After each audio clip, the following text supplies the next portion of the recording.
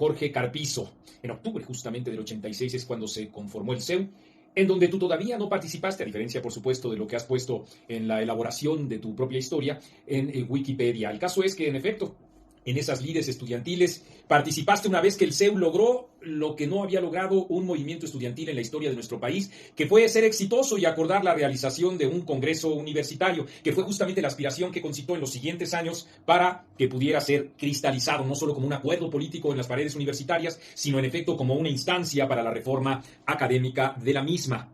Hasta 1990 se llevó a cabo y tú fuiste el,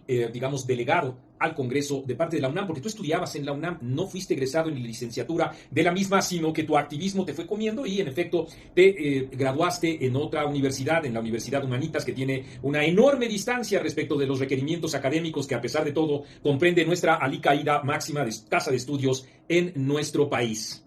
Formamos parte no solo del CEU, sino de una corriente dentro del CEU que nos animó a nosotros tomar en serio la reforma universitaria y no usar a la propia institución Puma como reducto para la carrera política.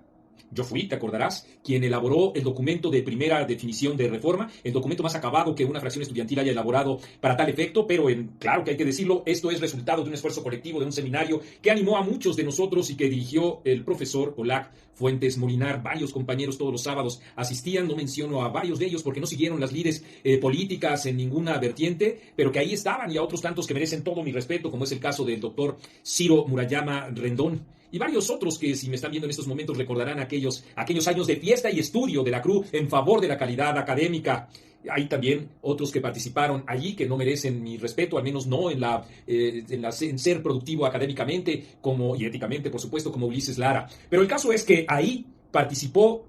ese grupo, y dentro de ese grupo algunos que, como tú, fueron financiados económicamente por las autoridades universitarias, y eso significó entre nosotros un requiebre muy importante porque decíamos, sigo diciéndolo yo, que eso es indebido. El tiempo pasó, como dice el dicho, y nos fuimos distanciando poco a poco, pero todavía en 1994 nos concediste una entrevista ya en tus lides partidistas dentro del PRD, y como incluso ya habiendo sido por ahí, después, claro está,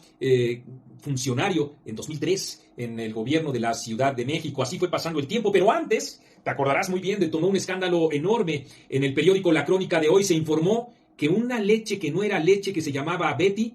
era en realidad un sucedáneo de este líquido y tenía bacterias que se presentan en las heces fecales. Es decir,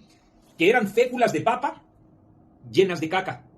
Y no lo digo yo, sino los registros hemerográficos que, mientras está transcurriendo este video o terminando, cada uno de nosotros podemos revisar, que incluso las autoridades sanitarias determinaron que ese era un líquido que no era apto para que lo bebieran los seres humanos. Tú y varios otros lo que hicieron fue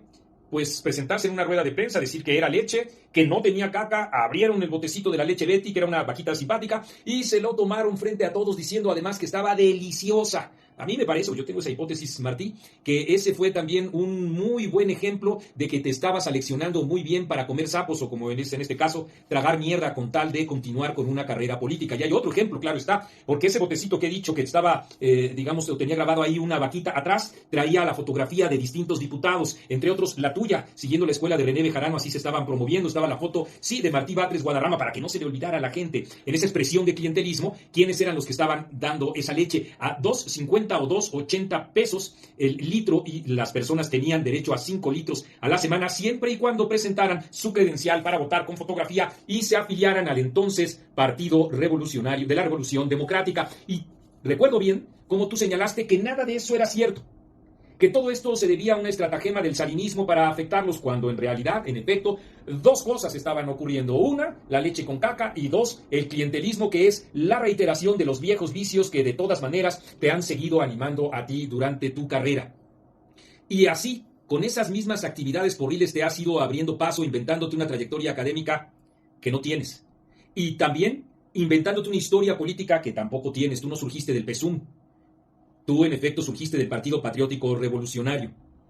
que son una distancia enorme, pero que a ti te trata de dar prestancia dentro de Wikipedia. Tampoco fuiste compañero de Claudia Sheinbaum en el movimiento estudiantil del CEU, porque Claudia Sheinbaum participó, no como lideresa, en 1986, y tú en 1986 no existías dentro del CEU, no participaste dentro del CEU, por mucho que, como he dicho, quieras decretarte una historia que no tienes. Lo demás está relativamente fresco. Hasta hace poco, que todavía en noviembre, el 1 de noviembre, se dieron a conocer unos audios con tu voz. Tú dijiste que no era la tuya, así como dijiste que sí era leche y no tenía caca, la leche Betty, y dijiste que esta había sido adulterada a través de la inteligencia artificial, cuando en realidad distintos trabajos de expertos mostraron que el 98%, ese era el índice que daban de certeza, significaba tu voz sin ningún corte y sin ninguna adulteración en las órdenes para atacar a Harfuch y colocar en la cumbre a Clara Brugada. Y aunque lo negaste, en efecto, todas esas actividades porriles que hicieron que además exhibieras a algunos farsantes de la 4T que operan como si fueran periodistas y en realidad no lo son. Eso, y claro que sí, el clan que ha sido conformando junto con Lenia Batres y con Ulises Lara muestra en efecto actitudes que desde hace 26, 27 años tuvieron. Nunca una elaboración académica, nunca un compromiso con los principios, porque en efecto, en ese entonces se apelaba a la calidad académica y de ninguna manera podemos decir que el Centro Universitario Cúspide es un emblema de la academia en nuestro país. Al contrario, podemos decir que acudir a ese tipo de registros para lograr una titulación express no significa otra cosa más que actos de corrupción, actos de deshonestidad, por decirlo menos, una vez que incluso en la propia universidad se pudo haber llevado a cabo esa propia licenciatura que ahora sí ostenta, y junto con cédula profesional que no tenía hasta antes del 8 de enero, el propio Ulises Lara, quien sí trabajó bajo tus órdenes a diferencia de lo que tú mismo has afirmado, junto con el hecho también de que tienes una maestría en la universidad que sin embargo no tiene el registro de una cédula profesional, no hasta hace unos minutos, no, bueno, este no es ahorita reloj, hasta hace unos minutos que yo revisé en la computadora. El caso es que, en efecto, ese tipo de expresiones populistas, autoritarias, clientelares, son las que han dañado tanto a nuestro país, y tú, desafortunadamente, eres un emblema de eso.